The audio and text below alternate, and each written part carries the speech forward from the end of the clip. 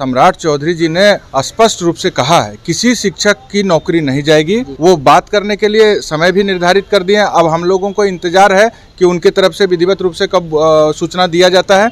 लेकिन कल जो घटना वहाँ घटी है उसमें सम्राट चौधरी जी ने खुद कॉग्निजेंस लिया। उसके बाद इस आश्वासन के बाद उन्होंने वहाँ से जब वो हटे हैं तो प्रशासन उतावला हो गई। इतना उतावला प्रशासन को नहीं होना चाहिए। दो वाहन को गिरफ्तार कर लिया गया था, लेकिन इसके लिए हम पुनः माननीय उप मुख्यमंत्री सम्राट चौधरी जी को धन्यवाद देते हैं कि उनसे जैसे ही हमने उनकी गाड़ी रोक करके बताया कि यहाँ से दो वाहन की गिरफ्तारी, दो शिक्षिका वाहन की गिरफ्तारी हुई है, उन्होंने तत्काल पूर्व मंत्री जीवेश मिश्रा जी को वहीं पे कहा कि तुरंत डीएसपी साहब से बात किया जाए और इन लोगों का तुरंत रिहा किया जाए। बिना शर्त राज्यकर्मी का दर्जा, इससे नीचे कोई हमारी मांग नहीं है। हम लोगों का जो ये प्रावधान ला दिया है कि अब परीक्षा में आप पास नहीं करेंगे तो नौकरी से हटा दिया जाएगा, ये सब कतई बर्दाश्त नहीं है। माननीय उप मुख्यमंत्री जी और उप मुख्यमंत्री जी हम लोगों के बात को जरूर सुनेंगे और जो कल वार्ता होने जा रही है सम्राट चौधरी जी के साथ, वह निश्चित रूप से हम लोगों के सभी मांग को पूरा करेंगे। हम 15 तारीख तक इंतजार कर रहे हैं। वार्ता के बाद हम लोग फिर सभी जितने भी बिहार के शिक्षक संगठन है, बिहार शिक्षक एकता मंच के बैनर के नीचे बैठेंगे और आगे की रणनीति तय। देखिए, माननीय उप मुख्यमंत्री से हम लोगों की वार्ता हुई, कल मुलाकात हुई और सम्राट चौधरी जी ने स्पष्ट रूप से कहा है किसी शिक्षक की नौकरी नहीं जाएगी।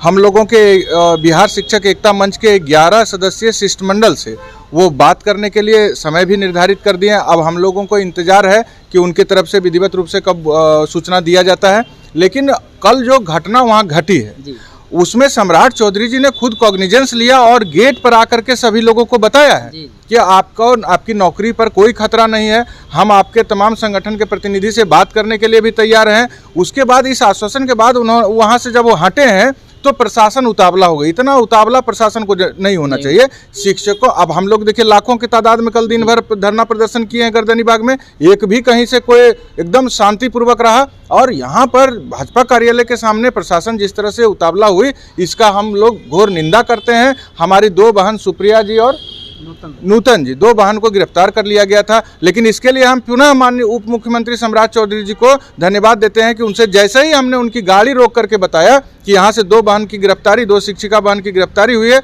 उन्होंने तत्काल पूर्व मंत्री जीवेश मिश्रा जी को वहीं पे कहा कि तुरंत डीएसपी साहब से बात किया जाए और इन लोगों का तुरंत रिहा किया जाए। आगे क्या कुछ आश्वासन मिला है? देखिए, हम लोगों का पूर्ण विश्वास, हम लोग संघर्ष बल करने वाले लोग हैं, कलम के सिपाही हैं। हम लोगों का एक ही मांग है कि बिना शर्त राज्यकर्मी का दर्जा, इससे नीचे कोई हमारी मांग नहीं है। हम लोगों का जो ये प्रावधान ला दिया है कि अब परीक्षा में आप पास नहीं करेंगे तो नौकरी से हटा दिया जाएगा, ये सब कतई बर्दाश्त नहीं है। हमारी 2 लाख से अधिक महिला शिक्षिका बहन, दिव्यांग शिक्षक ऐच्छिक स्थानांतरण से वर्षों से उनको इसकी ज़रूरत है, वो परेशान है, उनका ज़िंदगी तबाह हो गया। इसलिए ऐच्छिक स्थानांतरण बिना शर्त लागू किया जाए। इस तरह का कोई परीक्षा नहीं देंगे, क्योंकि हम लोग परीक्षा देके बहाल हुए हैं और इस बीपीएससी का सिलेबस लाद दे, 50 बार परीक्षा देने का है, ये सब हम लोग नहीं मानेंगे। इसलिए हम लोग को पूर्ण विश्वास है कि माननीय उप मुख्यमंत्री जी और उप मुख्यमंत्री जी हम लोगों के बात को जरूर सुनेंगे और जो कल वार्ता होने जा रही है सम्राट चौधरी जी के साथ, वह निश्चित रूप से हम लोगों के सभी मांग को पूरा करेंगे। सम्राट चौधरी जी के साथ कल वार्ता होगी, लेकिन आगे आप लोग जो है कुछ रणनीति तैयार कर रहे हैं या इंतजार कर रहे हैं कल की वार्ता? नहीं, देखिए, हम लोग जब माननीय उप मुख्यमंत्री सम्राट चौधरी जी से कल मेरी खुद मुलाकात हुई है, उन्होंने जब आश्वासन दे दिया है कि हम आपसे 15 को बात करेंगे और किसी शिक्षकों की नौकरी नहीं जाएगी, तो